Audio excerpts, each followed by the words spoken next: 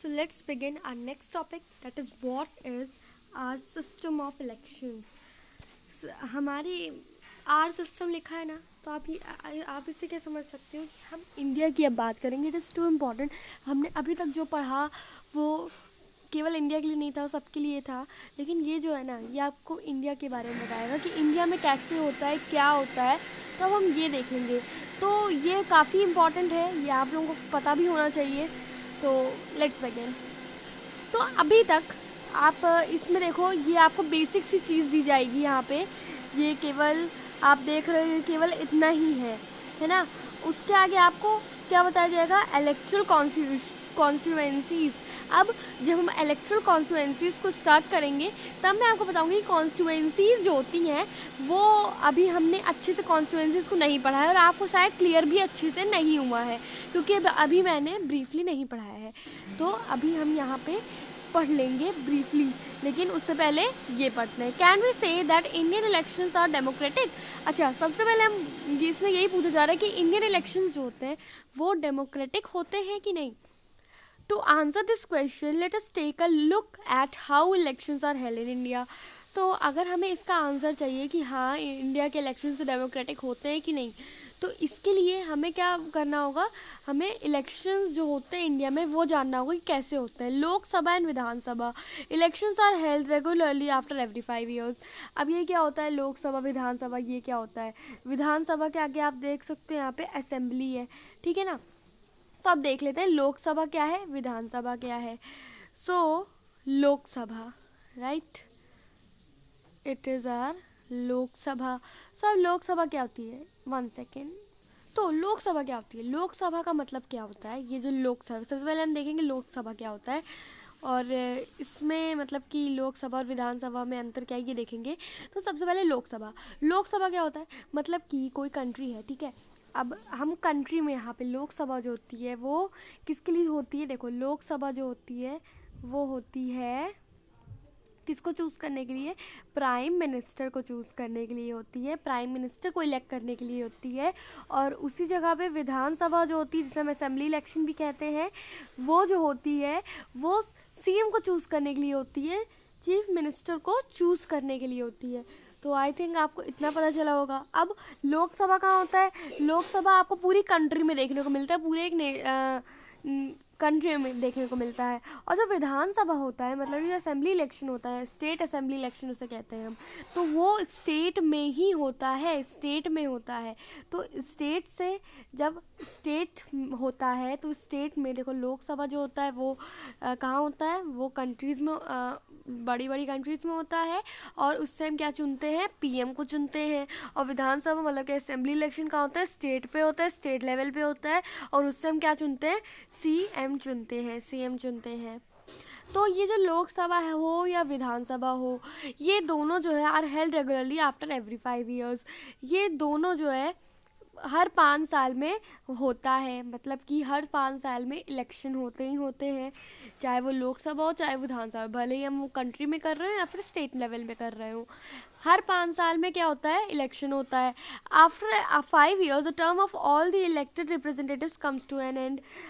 जब 5 साल ख़त्म हो जाता है तो इलेक्टेड रिप्रेजेंटेटिव जिसको हमने इलेक्ट किया है उसका जाना निश्चित है. हाँ, ये ज़रूरी है, ये सही है कि हम अगली बार फिर से उसे इलेक्ट कर लें, लेकिन तब तक वो पर्सन जो होता है जिसे हमने इलेक्ट किया था वो हर 5 साल में उसका जाना ज़रूरी होता है. भले आप उसको, हाँ, पर आप एक चीज़ और कर सकते हो कि आप उसे दोबारा इलेक्ट कर दो.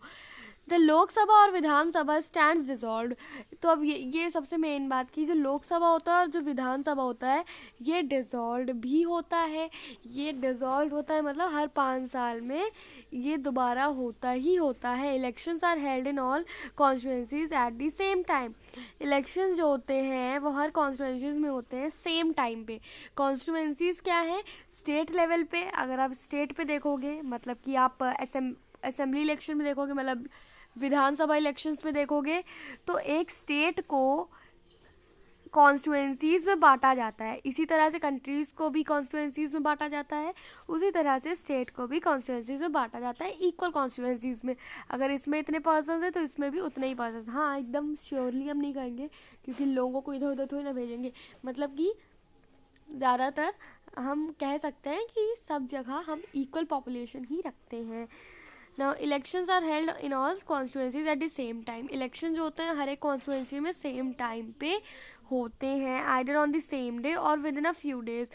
ज़रूरी नहीं है कि एक ही दिन में हो, सेम डे में हर जगह हर कॉन्स्टिट्यूएंसीज में इलेक्शंस हो, फ्यू डेज कुछ दिनों में हो सकते हैं अलग अलग। तो this is called a general election. General election किसे कहा जाता है? ये जो लोकसभा होती है उसे हम जनरल इलेक्शन कहते हैं, जो कि कंट्री में होता है। अगर ये एक कंट्री है, कंट्री में हमें किसे चूज़ करना होता है? पीएम को चूज़ करना होता है।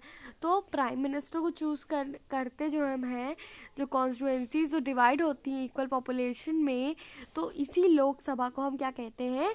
जनरल इलेक्शन कहते हैं। Sometimes elections is held only for one constituency to fill the vacancy caused by death और रिजाइनेशन ऑफ अ मेंबर। कभी कभी क्या होता है कि इलेक्शंस जो होते हैं केवल एक कॉन्स्टिट्यूएंसी के लिए होता है। अगर आप ऐसे देखो तो अगर ये एक कंट्री है, ठीक है, अब इसमें हर एक कॉन्स्टिट्यूएंसी में भले ही जो अभी मैंने आपको बताया कि हर एक कॉन्स्टिट्यूएंसी में या तो सेम डे पे होते हैं या फिर कुछ दिन और, लेकिन हो जाता है कुछ ही दिन में, है ना।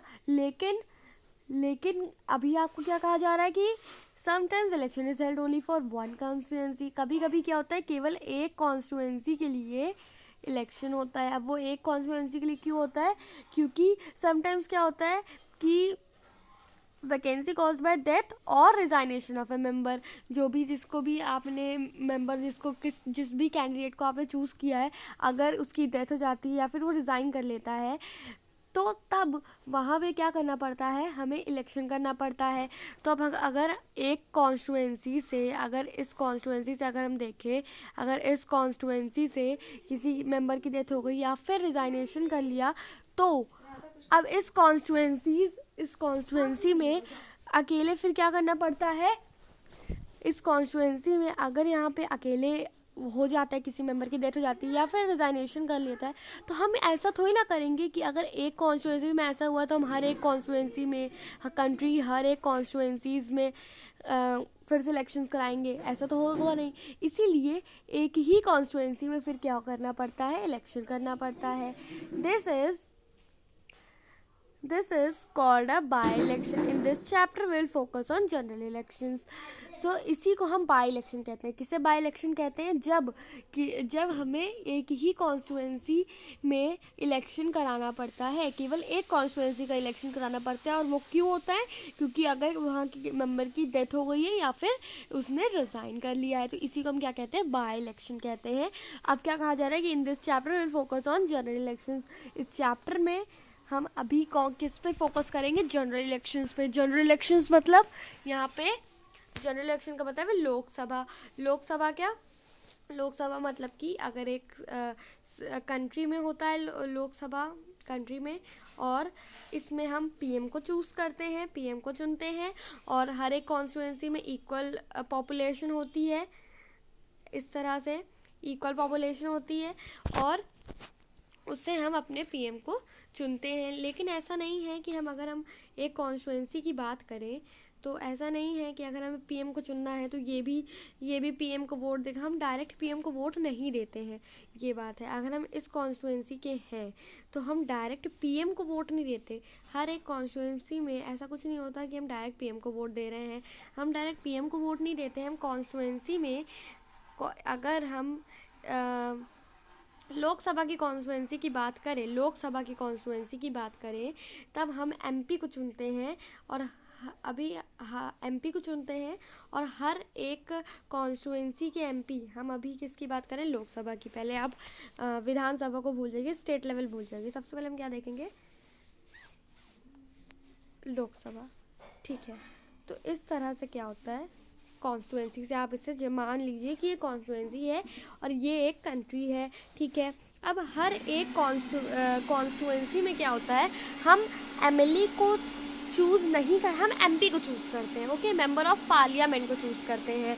एमपी को क्यों चूज़ करते हैं? अभी तो हम कह रहे थे कि हम पीएम को चूज़ करते हैं। अभी तो मैंने आपको बताया कि लोकसभा में पीएम को चूज़ करते हैं। अब हम एमपी को क्यों करते हैं? एमपी को हम इसलिए करते हैं क्योंकि हर एक कॉन्स्टिट्यूएंसी में क्या होता है? हर एक कॉन्स्टिट्यूएंसी में हर एक कॉन्स्टिट्यूएंसी में हम क्या करते हैं, एमपी को चुनते हैं और उस एमपी से ही यहाँ पे पीएम बनते हैं। अभी आप कंफ्यूज्ड हैं, लेकिन अब देखते हैं हर एक। अब आप देखो, अगर हम एक कॉन्स्टिट्यूएंसी की बात करें तो उससे हमने एक एमपी को चुना। कैसे चुना? अब देखो, एक ढेर सारी पार्टीज़ हो गई, जैसे कि इधर हो गई बीजेपी, इधर हो गई एपी और इधर हो गई कांग्रेस पार्टी। तो अब अगर हम ये तीन पार्टी का एग्जांपल ले लेते हैं, अब तीनों पार्टी की एक एक कैंडिडेट, तीनों पार्टीज़ में देखो कई सारे लोग होते हैं, और तो उनमें से कोई एक एक कैंडिडेट, जैसे कि बीजेपी का कैंडिडेट इसमें भी हो गया, इसमें भी हो गया, इसमें भी हो गया, इसमें भी हो गया, सारी कॉन्स्टिट्यूएंसीज में ऐसी तरह जो कैंडिडेट होता है बीजेपी का वो चला गया, और इसी तरह से एपी का भी कैंडिडेट सब में चला गया, इसी तरह से सीपी मतलब कि कांग्रेस पार्टी का भी कैंडिडेट हर जगह चला गया, हर कॉन्स्टिट्यूएंसी में एक एक कैंडिडेट चला गया। अब आप एक कॉन्स्टिट्यूएंसी में रह रहे हो, समझ लो आप इस कॉन्स्टिट्यूएंसी में रह रहे हो, तो इस कॉन्स्टिट्यूएंसी में आपको तीनों पार्टीज़ के एक एक कैंडिडेट मिलते हैं। तो अब आपको क्या करना रहता है, इसी कॉन्स्टिट्यूएंसी में से आपको तीनों पार्टी में से किसी एक को चूज़ करना होता है। तो जिसको आप चूज़ करते हो, जैसे कि आपने बीजेपी के मेंबर को एक चूज़ कर लिया, बीजेपी के कैंडिडेट को चूज़ किया, तो वो क्या बन जाता है, वो एमपी बन जाता है। इसी तरह से हर कॉन्स्टिट्यूएंसी में हर कॉन्स्टिट्यूएंसी में एक एमपी को चूज़ किया जाता है। फिर जो एमपी बीजेपी के, अगर समझ लो एमपीज़ जो हैं, सारे कॉन्स्टिट्यूएंसी के एमपीज़ जो हैं वो मिला के 243 हो रहे हैं। हम सारे कॉन्स्टिट्यूएंसी की कह रहे हैं, हर एक कॉन्स्टिट्यूएंसी की अगर हम कहें तो सारे एमपी जो हैं, अगर हम बीजेपी की बात करें तो उनके टोटल एमपीज़, मतलब हर एक कॉन्स्टिट्यूएंसी में हमने एमपी अगर बीजेपी के ज़्यादा चुना है, हर एक कॉन्स्टिट्यूएंसी में बीजेपी को ज़्यादा मेजॉरिटी मिली है, अगर उसके 253 हैं और बाकी के 100 पे हैं, जैसे कि कांग्रेस पार्टी के 100 हैं और एपी के भी कुछ ऐसे ही हैं, 150 है समझ लीजिए, तो आपको 253 मिल रहा है ज़्यादा, मतलब कि बीजेपी का वोट ज़्यादा मिल रहा है, बीजेपी को वोट ज़्यादा मिला है, मेजॉरिटी ज़्यादा मिली है। तो इसी तरह से बीजेपी जीत जाती है और बीजेपी के लीडर नरेंद्र मोदी जीत जाते हैं। तो इस तरह से होता है ये। तो ये हो गया फुल प्रोसेस कॉन्स्टिट्यूएंसी में। और सेम मैनर से स्टेट लेवल पे भी होता है। स्टेट लेवल हम सब जब इलेक्ट्रल कॉन्स्टिट्यूएंसीज ख़त्म कर लेंगे तब देखेंगे। अभी हम क्या देख रहे हैं, अभी हमें जनरल इलेक्शंस के बारे में बात करना है। यहाँ पे भी आपको कहा गया है ना कि हम जनरल इलेक्शंस ही अभी उस पर ही फोकस करेंगे। तो इसको हम लास्ट में देखेंगे, जब इलेक्ट्रल कॉन्स्टिट्यूएंसीज ख़त्म हो जाएगा तो हम स्टेट लेवल पे देखेंगे। तो अब इसे हम करना स्टार्ट करते हैं। तो अब देखते हैं इलेक्ट्रल कॉन्स्टिट्यूएंसीज। अब इलेक्ट्रल कॉन्स्टिट्यूएंसीज क्या है ये देखेंगे। तो you read about the people of Haryana. आपने हरियाणा के पीपल्स के बारे में देखा ही होगा। हरियाणा के पीपल्स कौन? अभी आपने एकदम चैप्टर के स्टार्टिंग में पढ़ा है कि हरियाणा क्या है, एक स्टेट है। तो हरियाणा में यहाँ पे देखते हैं, हरियाणा एक स्टेट है। ये जो स्टेट है ये 90 कॉन्स्टिट्यूएंसीज़ में 90 सीट्स में जो है वो बटा हुआ है। 90 सीट्स में मतलब 90 कॉन्स्टिट्यूएंसीज़ में बटा हुआ है। अब इसी 90 कॉन्स्टिट्यूएंसीज़ में हमें 90 एमएलएज़ मिलेंगे। मैंने बताया था कि स्टेट लेवल पे मतलब असेंबली पे, मतलब कि विधानसभा में हम एमएलएज़ को चूज़ करते हैं। और यहाँ पे कॉन्स्टिट्यूएंसीज़ जो होती हैं, यहाँ पे देखो ये जो कॉन्स्टिट्यूएंसीज़ होंगी इसमें भी इक्वल पॉपुलेशन होता है, ठीक है। तो you read about the people of Haryana electing 90 MLAs. Haryana ने 90 एमएलएज़ में चूज़ करना था उन्हें, है ना। मतलब 90 कॉन्स्टिट्यूएंसीज थी, उन्हीं में से हर एक को 90 एमएलएज़ तो चूज़ हो ही जाएंगे। जैसे कि हरियाणा है ये, इसमें समझ लो आप कि ये 90 है टोटल, ये पूरा 90 है, ठीक है। ये पूरा 90 है, समझ लो ये पूरा 90 है, ठीक है। अब यहाँ पे क्या कहा जा रहा है, 90 एमएलएज़। आपको 90 कॉन्स्टिट्यूएंसीज नहीं बताई गई, 90 MLAs.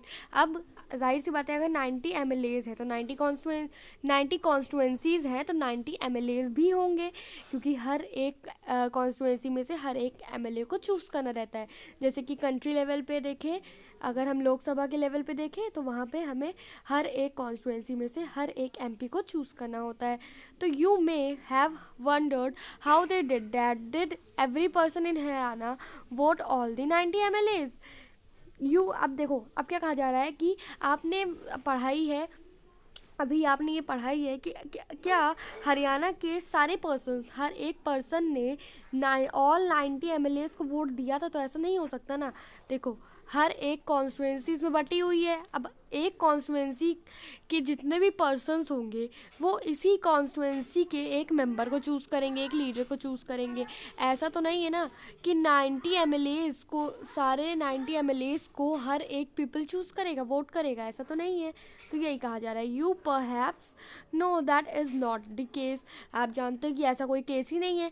In our country we follow an area based system of representation. हमारी कंट्री में हम area based system of representation को फॉलो करते हैं। एरिया बेस्ड सिस्टम और रिप्रेजेंटेशन क्या होता है?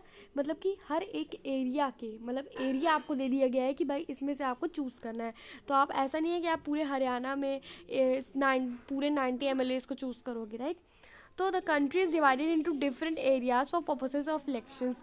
तो जो कंट्री होती है वो डिवाइड होती है डिफरेंट एरियाज़ में। एक कंट्री अगर है, एक कंट्री जो है वो डिफरेंट एरियाज़ में जो है डिवाइड हो जाती है। किस लिए होती है? इलेक्शन के पर्पज से होती है। These areas are called electoral constituencies. इसी को हम क्या कहते हैं? इलेक्टोरल कॉन्स्टिट्यूएंसीज कहते हैं। The voter who live in an area elect one representative. जो वोटर्स जो होते हैं वो किसी एरिया में रहते हैं, जैसे कि ये है, अब इसमें ये है, अभी ये कॉन्स्टिट्यूएंसी है, इस कॉन्स्टिट्यूएंसी में जितने भी लोग होंगे वो इसी एरिया के किसी एक मेंबर को, एक रिप्रेजेंटेटिव को क्या करते हैं? इलेक्ट करते हैं। अब for Lok Sabha elections the country is divided into 543 constituencies. अब लोकसभा के इलेक्शंस में क्या होता है? जो कंट्री होती है वो 543 कॉन्स्टिट्यूएंसीज में डिवाइड होती है। ये हम किसकी बात कर रहे हैं? इंडिया की बात कर रहे हैं कि इंडिया की जो होती है ना, इंडिया की कॉन्स्टिट्यूएंसी, वो 543 कॉन्स्टिट्यूएंसीज है इंडिया में। जिस तरह से यहाँ पे आप देख सकते हैं, यहाँ पे हरियाणा में जिस तरह से यहाँ पे हरियाणा में 90 एमएलएस, मतलब कि 90 कॉन्स्टिट्यूएंसीज थी, उसी तरह से अगर हम पूरे कंट्री में देखें, यहाँ पे 90 और 543 में काफ़ी अंतर है, क्योंकि उसमें हम स्टेट लेवल की बात कर रहे थे, विधानसभा की बात कर रहे थे। इस समय हम किसकी बात कर रहे हैं? लोकसभा की बात कर रहे हैं, जनरल इलेक्शन की बात कर रहे हैं। तो इसलिए आपको यहाँ पे 543 ज़्यादा दिख रहा है। तो ये पूरे कंट्री का है ना कॉन्स्टिट्यूएंसी। देखो, ये पूरी कंट्री इंडिया है। अब इस पूरी कंट्रीज़ में 543 कॉन्स्टिट्यूएंसीज, हर एक मतलब कि 5 पूरी अगर आप और देखोगे तो 543 टोटल कॉन्स्टिट्यूएंसीज है। तो ये जो 543 कॉन्स्टिट्यूएंसीज है इसमें डिवाइड हुआ है, जिस पे पॉपुलेशन देखा जाए तो इक्वल ही है। ज़्यादा टोटल इक्वल हम नहीं कर सकते ना, पॉसिबल नहीं है, लेकिन तब भी इक्वल ही है। So the representative elected from each constituency is called a member of parliament और एन एमपी। तो हम जानते हैं कि हर एक कॉन्स्टिट्यूएंसी में, इसमें अगर ये कंट्री है इंडिया, और हर एक कॉन्स्टिट्यूएंसी में हम जानते हैं कि हर एक कॉन्स्टिट्यूएंसी में एक अगर हम लोकसभा की बात करें तो हर एक कॉन्स्टिट्यूएंसी में एक मेंबर ऑफ पार्लियामेंट में एमपी को चूज़ किया जाता है, राइट। हर एक कॉन्स्टिट्यूएंसी में एक एमपी को चूज़ किया जाता है। अगर 543 कॉन्स्टिट्यूएंसीज है तो 543 एमपीज भी होंगे। One of the features of a democratic election is that every vote should have equal value। अभी हम क्या, यहाँ पे क्वेश्चन तो हमने यही पूछा था ना कि यहाँ पे हमने ये वाला क्वेश्चन पूछा था ना कि can we say that Indian elections are democratic. तो वही यहाँ पे डेमोक्रेटिक की बात आई कि one of the features of a democratic election का एक फीचर क्या होता है कि every vote should have one equal value. हर एक वोट के लिए इक्वल वैल्यू है। अगर कोई बड़ा है या फिर उसकी कास्ट अच्छी है तो उसकी कोई ज़्यादा वैल्यू नहीं होगी, सबकी वोट की वैल्यू सेम होगी। That is why our constituency requires that each constituency should have a रफली equal population living within it. देखो, यहाँ वही बताया जा रहा है कि हमारी कॉन्स्टिट्यूंसी में क्या होता है, कॉन्स्टिट्यूशन में क्या होता है, हर एक कॉन्स्टिट्यूंसी में रफली अगर देखें तो इक्वल पॉपुलेशन है।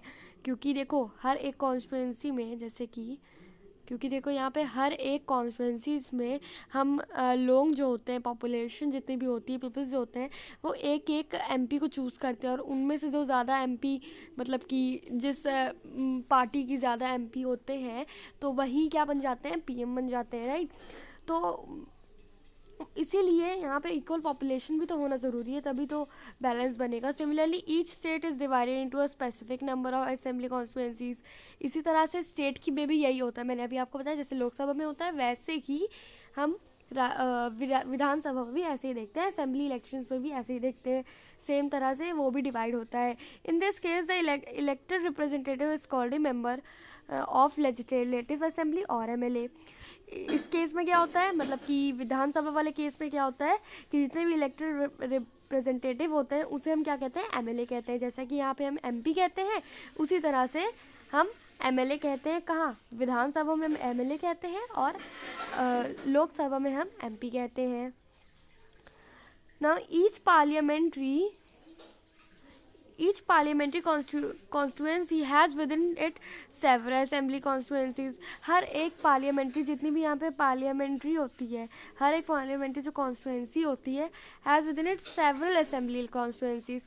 सबकी अपनी अपनी कॉन्स्टिट्यूंसी असेंबली कॉन्स्टिट्यूंसीज होती है। The same principle applies for panchayat and municipal election. यही जो कि अब देखो, सबसे नीचे क्या होते हैं, म्यूनिसिपल वाले होते हैं और जो पंचायत वाले वो होते हैं। इसके ऊपर आप जाओगे तो आपको स्टेट लेवल वाले मिलेगा, मतलब कि असेंबली इलेक्शंस मिलेगा। इसके ऊपर आप जाओगे तो आपको क्या मिलता है, जो पूरे में होता है जनरल इलेक्शंस होते हैं। ओके, जनरल इलेक्शन मतलब लोकसभा वाले इलेक्शंस। तो ये हो गया। तो इसी तरह से हम पंचायत और म्यूनिसिपल इलेक्शंस में भी ऐसा ही होता है। अब जैसे यहाँ पे हम देखें, अगर हम कॉन्स्टिट्यूंसी की बात करते हैं, ठीक है, अब यहाँ पे हम क्या करते हैं, पंचायत और म्यूनिसिपल इलेक्शंस देखते हैं। सो ईच विलेज और town is divided into several wards that are like constituencies. अच्छा, अब देखो, हम जब स्टेट लेवल की बात कर रहे थे, स्टेट लेवल मतलब जो कि विधानसभा होती है, उसके ऊपर क्या होता है, उसके ऊपर होता है लोकसभा, ठीक है। अब दोनों में क्या होता है, कॉन्स्टिट्यूंसीज में डिवाइडेड होता है। लेकिन यहाँ पे जो इसके नीचे, विधानसभा के नीचे क्या होता है, पंचायत या फिर म्यूनिसिपल इलेक्शंस होते हैं। तो पंचायत, या फिर अगर ये समझ लो ये एक पंचायत है या फिर म्यूनिसिपल है, ठीक है, तो यहाँ पे क्या होता है, यहाँ पे होता है, यहाँ पे जो भी डिवाइड होता है इसे हम कॉन्स्टिट्यूंसीज नहीं कहेंगे। पंचायत या फिर म्यूनिसिपल इलेक्शंस जो होते हैं वो कॉन्स्टिट्यूंसीज में डिवाइडेड नहीं होते हैं, वो वार्ड्स में डिवाइडेड होते हैं, जो कि कॉन्स्टिट्यूंसीज ही होते हैं। अब उसको कॉन्स्टिट्यूंसीज ही उसी की तरह होते हैं, लेकिन उसे हम वार्ड्स कहते हैं। तो पंचायत या फिर म्यूनिसिपल में हम उसे वार्ड्स कहते हैं, ठीक है। Each ward elects one member of the village और द अर्बन लोकल बॉडी। तो जैसे कि सब में होता है कि हम हर एक कॉन्स्टिट्यूंसी में से किसी एक मेंबर को चूज़ करते हैं, वैसे ही वार्ड्स में भी होता है, हम हर एक वार्ड्स में से किसी एक मेंबर को चूज़ करते हैं। Sometimes these constituencies are counted as seats. कभी कभी हम इन कॉन्स्टिट्यूंसीज को हम सीट्स भी कह सकते हैं। For each constituency represents one seat. Each constituency मतलब हर एक कॉन्स्टिट्यूंसी को हम एक सीट भी कह सकते हैं इन दी असेंबली, मतलब कि स्टेट लेवल पे। स्टेट लेवल जैसे कि आप देखो, यहाँ पे ये हरियाणा था, हरियाणा में 90 एमएलएज, मतलब कि यहाँ पे हम चैप्टर के एकदम स्टार्टिंग पे जाते हैं। स्टार्टिंग में ये यहाँ पे आपको क्या कहा गया था कि 90 सीट से जीते थे। कौन जीता था, यहाँ पे आप जानते हो 90 सीट्स। टोटल कितनी सीट्स थी, 90 सीट्स थी। सीट्स मतलब सीट्स को हम कॉन्स्टिट्यूंसीज ही कहते हैं, तो वही आपको कहा जा रहा है कि यहाँ पे 90 सीट्स थी। कहाँ गए हम, यस हियर। सो हम कॉन्स्टिट्यूंसी कभी कभी सीट्स भी कह सकते हैं, किसके लिए, स्टेट लेवल पे। अगर हम असेंबली वाले इलेक्शंस के लिए देखें तो वो तो असेंबली इलेक्शंस ना, state level. Constituency represents one seat in the assembly. When we say that Lok Dal von 60 seats in Haryana, जब हमने कहा था कि लोक दल जीती थी ना, 60 सीट्स जीती थी हरियाणा में। 90 सीट्स में से 60 सीट्स उसकी हुई थी, मतलब कि समझ लो ये हरियाणा है, जस्ट थिंक कि ये हरियाणा में टोटल कितनी सीट्स हैं, ये टोटल मतलब ये जो कॉन्स्टिट्यूंसीज है कितनी है, कॉन्स्टिट्यूंसीज जो है 60 कॉन्स्टिट्यूंसीज हैं। तो इसी में से 60 सीट्स मतलब टोटल जो है वो 90 है, 60 नहीं 90 है, टोटल 90 है। और इसमें से सब में लोक दल के एक एक मेंबर है, लोक दल के सब में एक एक मेंबर है। अब सब में लोक दल के मेंबर हैं, तो 90 में से 60 जितने भी थे लोक दल के एक मेंबर को उन्होंने वोट दिया था, इसलिए लोक दल पार्टी 60 सीट से जीती थी हरियाणा में। It means the candidates of लोक दल वॉन इन 60 असेंबली कॉन्स्टिट्यूंसीज। तो इसका मतलब क्या है कि लोक दल के जो कैंडिडेट्स हैं, वो कैंडिडेट्स को भेजा जाता है ना हर एक कंट्री में इलेक्शन को लड़ने के लिए।